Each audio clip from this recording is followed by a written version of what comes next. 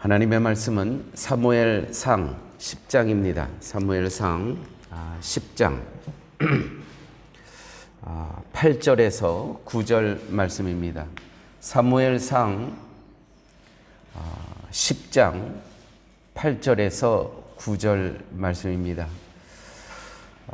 사실은 어제까지 사무엘상 10장을 다 마쳤는데 제가 이번 주에 강해를 하면서 8절에서 9절을 좀 생략했던 부분이 있는데 오늘 그 부분을 같이 나누도록 하겠습니다. 내게는 여호와의 영이 크게 임하리니 너도 그들과 함께 예언을 하고 변하여 새 사람이 되리라. 이 징조가 내게 임하거든 너는 기회를 따라 행하라. 하나님이 너와 함께 하시느니라. 너는 나보다 앞서 길갈로 내려가라. 내가 내게로 내려가서 번제와 화목제를 드리리니 내가 내게 가서 내게 행할 것을 가르칠 때까지 7일 기다리라. 그가 사무엘에게서 떠나려고 몸을 돌이킬 때에 하나님이 새 마음을 주셨고 그날 그 징조도 다 응하니라. 아멘. 사무엘상 9장과 10장의 내용은 우리의 일상의 삶에서 경험되는 일이고 또 우리가 삶 가운데서 얼마든지 이와 같은 일들이 반복될 수 있는 그러한 일들을 소개하고 있습니다.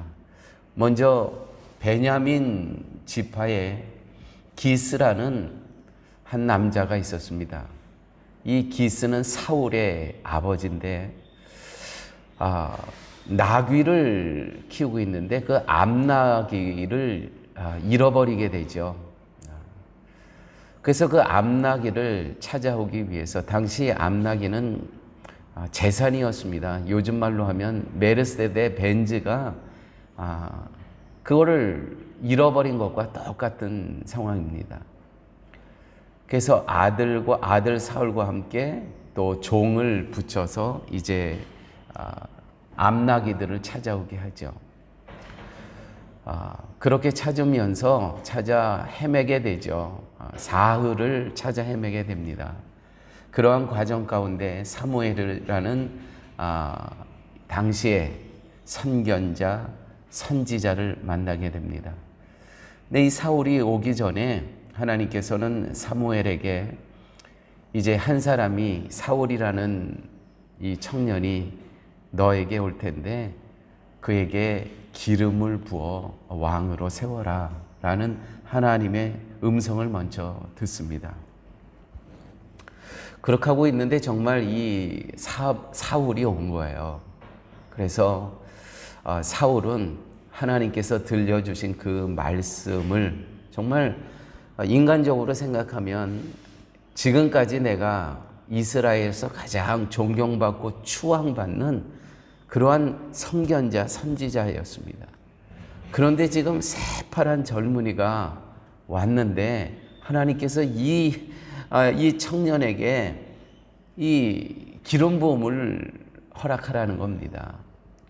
그게 쉬웠겠습니까? 그럼에도 불구하고 사무엘은 그에게 기름 부음을 해서 왕을 삼는 그러한 임시적이지만 이제 본문의 11장 이제 가면서 또 공식적으로 왕으로 추대받는 그러한 시간이 나오지만 일단 먼저 성령의 기름 부음을 베풉니다.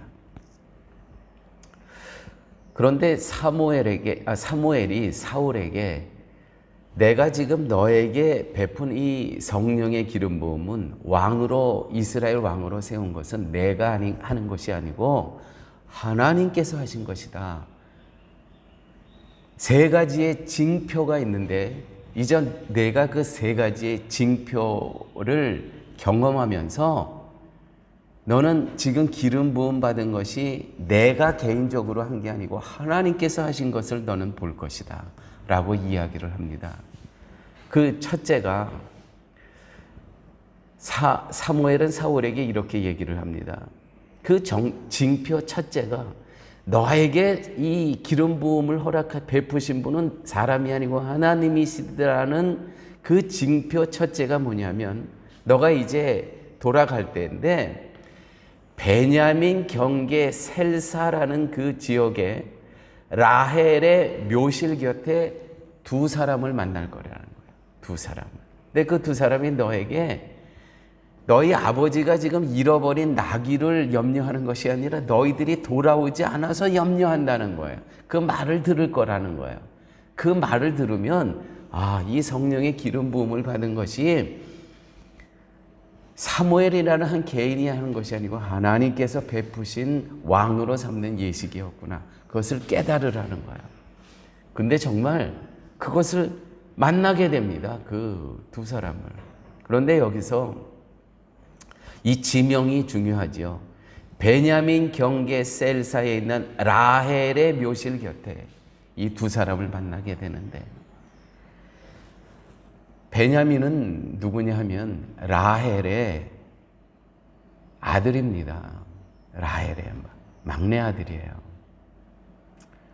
그런데 라헬이 이 베냐민을 낳으면서 죽습니다. 그래서 어머니가 이 지금 아들을 낳은데 자기가 죽을 거를 알아요. 그래서 이름을 지은데 베논이라고 짓습니다. 베논. 슬픔의 아들이라고 이름을 져요. 베논이. 그거를 듣고 옆에 있던 야곱이 자기가 가장 사랑하는 여인 아닙니까? 그 여인이 죽어가면서 슬픔의 아들이라고 이름을 지었는데 그때 야곱이 슬픔의 아들이 아니다. 베노니에서 베냐민으로 이름을 바꿉니다. 그 베냐민 지파, 베냐민 경계 셀사에 있는 라헬의 묘실 곁에서 두 사람을 만나게 된다.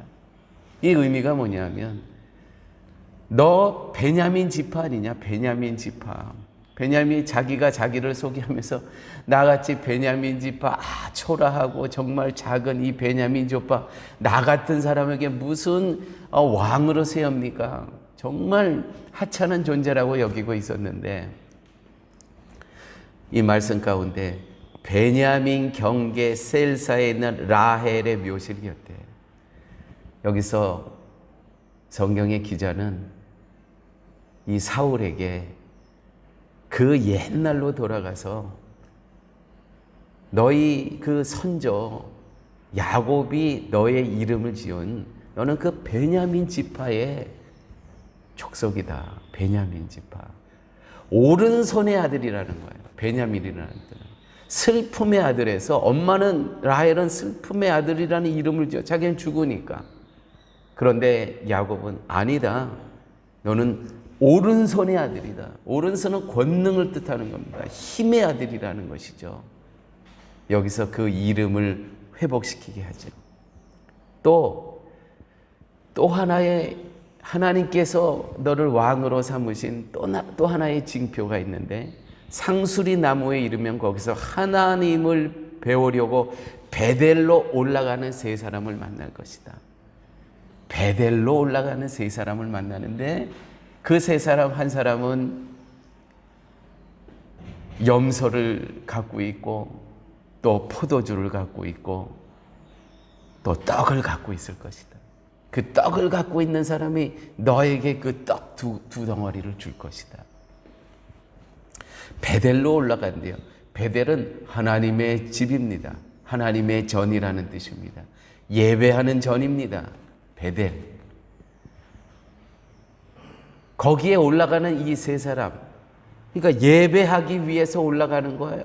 포도주가 있죠. 떡이 있죠. 제사를 드리기 위해서 염소가 있죠. 떡 두 덩이를 너에게 줄 것이다. 그 예배드리는 그 떡은 누구만 먹을 수 있는 겁니까? 제사장과 오직 왕만이 먹을 수 있는 것입니다. 벌써 왕으로 너가 왕이 될 것이라는 것이죠. 그 떡을 먹을 수 있는 그러한 자격이 있다는 겁니다. 근데 여기에 베델, 예배의 장소로 올라간다는 것이죠. 베델.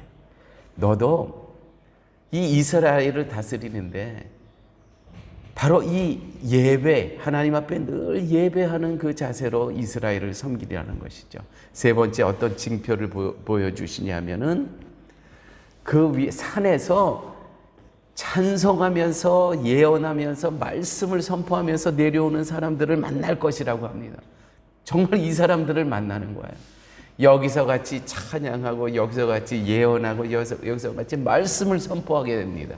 사울이 다 경험하게 됩니다. 또 오늘 본문에 보니까 오늘 본문 8절 내게는 여호와의 영이 크게 임하리니 성령이 임하신다. 너에게 성령이 임한다는 거예요. 하나님은요 사람을 두 부류로 분류를 합니다. 성령이 임한 사랑, 성령의 사랑과 본성으로 살아가는 사람 두 부류가 있습니다. 교회를 다니는 것, 다니지 않는 것으로 구분하지 않습니다. 천국은 결단코 새 마음을, 새 사람이 된 사람들에게 주어지는 몫이라는 것이죠. 오늘 본문에 보니까 새 사람, 새 마음. 내게는 여호와의 영이 크게 임하리니 너도 그들과 함께 예언을 하고 변하여 새 사람이 되리라. 새 사람이 되리라.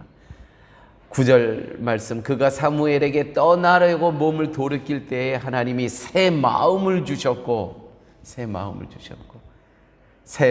주신 사람이 그 사람이고 새 사람이라는 것이죠. 우리는 하나님의 사람들은 옛 본성으로 살아가는 존재들이 아니고요. 새 마음, 새 사람으로 살아가는 존재들이 바로 성도들이라는 것입니다. 새 마음의 사람, 하나님의 말씀을 순종하고 말씀만으로 만족하고 살아가는 사람, 새 사람입니다. 말씀이 있기에 어려움과 고통에도 낙심하지 않고 하나님을 바라보고 의지하며 살아가는 그러한 존재들입니다. 이것이 말씀으로 사는 새 마음, 새 사람, 다른 말로 성령의 다스림을 받고 살아가는 사람들이라는 것이죠. 사울도 한때는 이러한 때가 있었습니다. 그런데 그 다음부터는 자기의 욕망대로, 자기의 욕심대로, 눈에 보이는 대로 살아가게 되죠. 제가 이렇게 파라과이 와서 제가 제 별명이 제 스스로 제 호를 지었습니다. 그거는 여러분들이 보시는 분은 알겠지만 제 호가 제 별명이 외길로 제가 이렇게 정하고 지금까지 사용하고 있습니다. 저는 이 본성이 강해요. 그래서 조금만 기회가 되게 되면 이 세상으로 갈 수 있는 요지가 정말 충만한 사람입니다.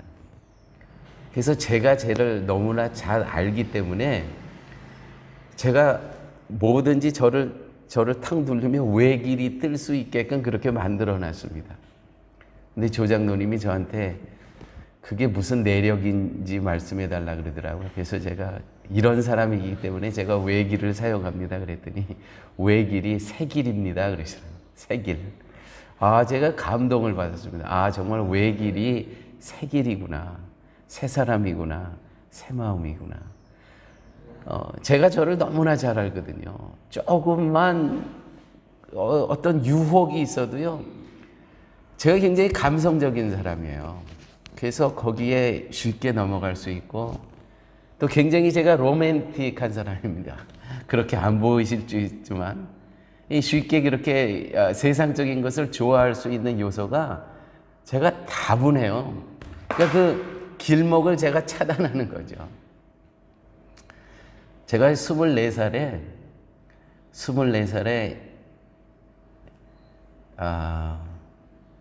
이 나라 모델 아주 예쁜 여성들을 다 불러가지고 패션쇼를 했어요. 방송국을 불러가지고 그거를 그 방송에서 내보냈어요. 제가 아주 그런 요소가 다분한 사람입니다. 그래서 그 길목을 다 차단하는 거죠. 얼마든지 우리도요, 얼마든지 우리가 본성으로 돌아갈 수 있는 요소가 참 많습니다. 이 사울이 바로 그랬다는 것이죠. 사울의 삶을 통해서 우리는 성령의 역할에 대해서 우리는 알 수가 있습니다. 자, 사울과 같은 사람에게 하나님께서 성령이, 하나님의 영이 임했대요. 하나님의 신이 임했대요. 그래서 같이 찬양하고 같이 예언하고 같이 하나님을 선포했대요. 이런 말씀 속에서 사울의 삶 가운데서 우리가 알 수 있는 것은 성령의 역할은 첫째, 성령은 하나님의 선물이지 내가 요구해서 받는 것이 절대로 아니라는 것입니다. 사울이 언제 성령 달라고 했습니까? 아니, 지금 나귀 찾아 헤매고 다니고 있는데, 아니, 자기를 언제 누가 이스라엘 왕으로 자기를 택해달라고 한 번도 생각한 적도 없습니다. 근데 이 사울이 그 산에서 내려오는 이 주석가들의 이야기는 아마 사무엘이 그 선지자 학교가 그 산에 있었던 것 같다고 해요. 그 생도들이 내려오면서 찬양하면서 예언하면서 말씀을 선포하면서 거기에 같이 한 무리가 되어서 성령의 충만함으로 이러한 모습을 보여주고 있다는 것이죠. 그러므로 성령은 하나님의 선물이지 내가 노력해서 나의 행위로 나의 열정으로 주어지는 것이 아니라는 것입니다. 오늘 본문에 보니까 그때 너는 하나님의 성령에 완전히 사로잡혀 너도 그들과 함께 예언하고 변하여 새 사람이 될 것이다. 그때부터 하나님께서 함께 하심으로 성령의 다스림 안에 너는 거할 것이다 라고 얘기합니다. 둘째, 성령의 역할은 성령 충만은 하나님을 드러내시기 위한 한시적인 역사함이라는 것입니다. 하나님이 드러나시기 위해서. 근데 성령 충만하다고 하는 사람들이 왜곡은 뭐냐면 자기가 드러나려고 그래요. 나 이런 사람이야. 안수를 빡빡 하면 막 뒤로 자빠지고 어떤 다른 사람들에게 놀라운 것을 보여주는데 그게 하나님 그 자랑이 아니고 자기 자랑이 되는 경우가 너무나 많이 있다는 것이죠. 그러나 사울에게서 하나님이 신이 떠나갑니다. 정말 사울도 한때 성령 충만했습니다. 그런데요, 그 말씀에 거하지 않으면요, 보여지는 것에 쫓아다니면 그 하나님의 성령이 떠나간다는 것이죠. 말씀에 순종할 때만 성령이 성도 안에 거하심을 믿으시기 바랍니다. 성령 충만의 또 하나, 셋째 가장 확실한 증거는 정말 나에게 성령이 내 안에 내주하고 계신가. 가장 확실한 증거는 무엇이냐면 겸손입니다. 겸손. 또 하나는 희생입니다. 이거보다 성령이 내 안에 확실히 거하신, 성령 충만하다는 증거는 그 밖의 거는 정말 사소한 겁니다.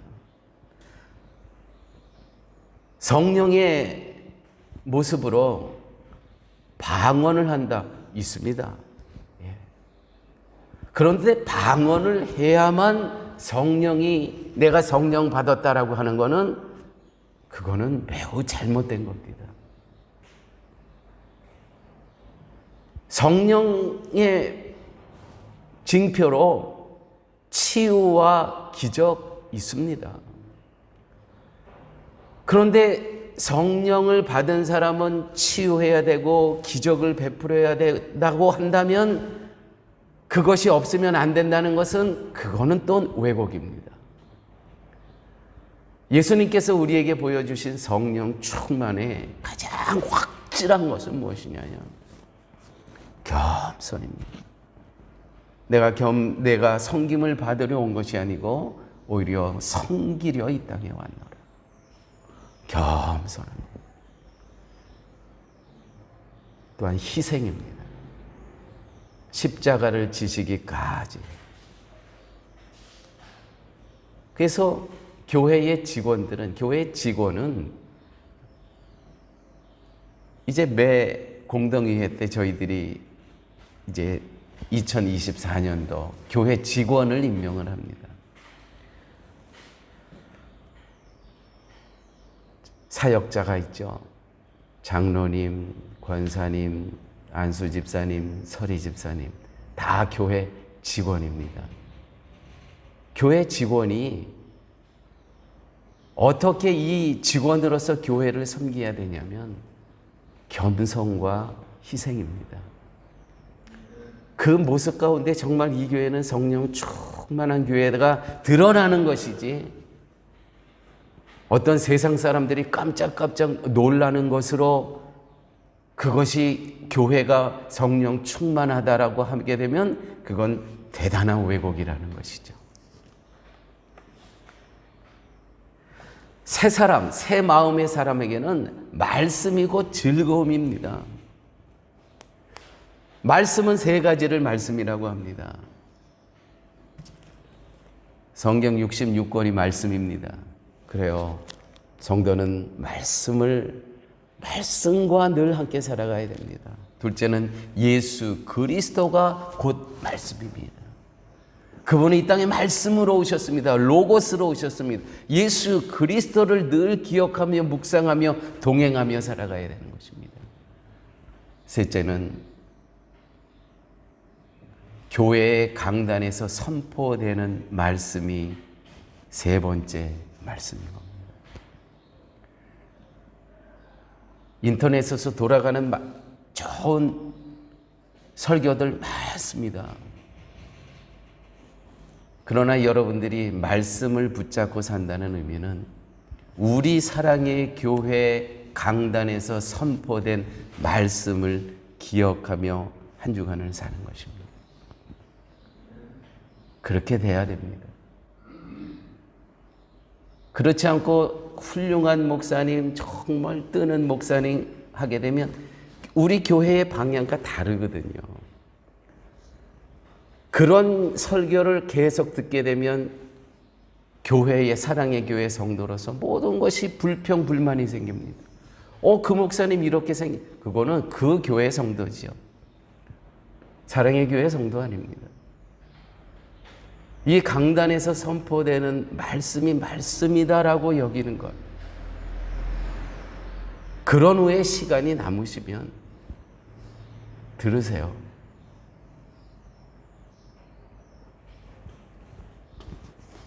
말씀에서 하나님을 알게 되고 더욱더 깊은 확신과 믿음에 거하게 되는 것으로 감사하고 기뻐하며 살아가는 삶, 이것이 새 사람입니다. 새 마음으로 살아가는 것입니다. 이것이 신앙생활의 힘이라는 것이죠. 그런데 혹시 지금의 우리의 말씀으로 인한 기쁨보다는 세상의 즐거운 기쁨의 마음이 빼앗기고 있지는 않으십니까? 사울이 그렇게 해서 하나님의 신이 떠나가 버렸습니다. 이스라엘 사람들은요, 그 광야의 생활에서 하나님께서 홍해를 건너게 해주셨는데 또 애굽에서 우리가 먹던 고기가 먹고 싶대요. 글로 우리를, 왜 거기는 우리 묻힐 땅이 없냐, 왜 우리를 이렇게 배고프게 하느냐, 우리를 이렇게 목마르게 하느냐. 원망, 불평, 투성입니다. 그래서 하나님께서 또 만나를 허락하여 주시죠. 원망, 노예로 살아도 고기를 먹을 수 있었던 그때가 좋았다는 것이죠. 사랑하는 여러분, 정말 여러분, 하나님께서 이렇게 자녀 삼아주신 은혜를 늘 기억하면서 우리의 본성은 자꾸 돌아가려고 합니다. 세상으로. 차단하십시오. 그쪽으로 다시 돌아가면 안 됩니다. 오늘 우리가 혹시 광야에서 이스라엘처럼 살고 있지는 않은가? 우리는 천국을 향해 가는 사람들입니다. 그 길에는 우리가 포기해야 할 것이 참 많습니다. 포기해야 될 것이에요. 이 하나님께서 우리에게 허락하여 주신 이 천국 길을 가는데 포기해야 될 것, 먼저 구원의 길에서 포기해야 될 것이 있습니다. 구원의 길에서 포기해야 될 것. 세상적인 욕망들 다 걷어내게 되죠. 보이고 화려한 것들. 구원의 길에서 포기해야 될 것들, 포기해야 됩니다. 둘째는 사역의 길에서 포기해야 될 것들을 우리는 포기해야 됩니다. 교회가 왜 어렵냐면 다 구원의 길은 간다고 하는데 사역에서 장로님 하실 일이 있어요. 그런데 자꾸 권사님들이 그 영역으로 넘어와요. 자꾸 간섭하세요. 권사님들의 역할이 있습니다. 집사님들의 역할이 있는 거예요. 그런데 거기를 자꾸 넘나들어요. 기억하십시오. 우리가 구원의 길에서 포기할 것 당연히 포기해야 됩니다. 우상 숭배 포기해야 됩니다. 둘째, 사역의 길에서 포기해야 될 것 포기해야 됩니다. 나는 직원으로서 어떤 직원인가? 거기에 충실하시면 됩니다. 하나님이 우리를 성도 되게 하시고 새 마음을 주셨다면 우리에게 무엇을 원하시겠습니까? 말씀으로 살아가는 삶의 기쁨과 평안을 보고 싶어 하신다는 것이죠. 그런데 우리는 창세기 3장에서 아직도 헤맵니다. 진도가 안 나갑니다. 창세기 3장 무엇입니까?